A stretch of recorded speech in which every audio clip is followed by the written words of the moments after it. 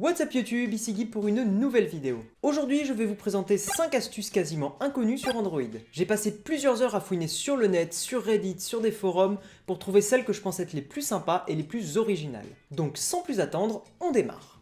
Première astuce, vous pouvez sélectionner plusieurs applications en même temps à réinstaller sur le Play Store. Cette astuce est extrêmement pratique quand vous remplacez votre ancien téléphone. Ouvrez le Play Store, puis le menu situé sur la gauche et tapez sur Mes jeux et applis. Ensuite, dans l'onglet Toutes, vous retrouverez vos applications précédemment installées. Et bien en maintenant appuyer les applications, vous pourrez en sélectionner plusieurs et les réinstaller toutes d'un coup. Deuxième astuce, accélérer les animations.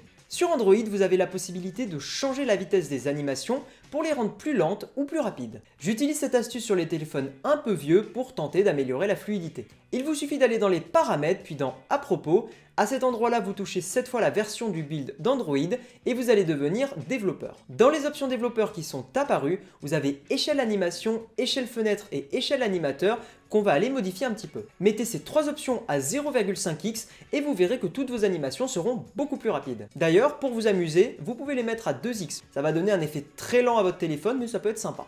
Troisième astuce, cacher des images facilement. C'est une astuce qui est liée au système Android.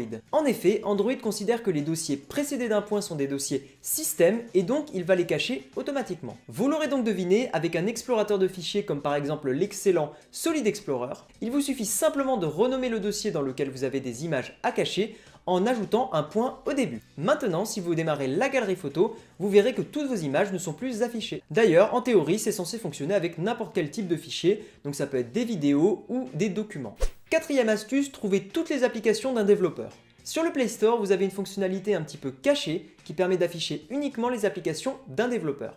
Il vous suffit pour cela de taper dans la recherche PUB, le nom du développeur. Je vous montre en vidéo un exemple avec les applications développées par Google. Il suffit donc de taper PUB, Google Inc. et seules les applications de Google sont apparues.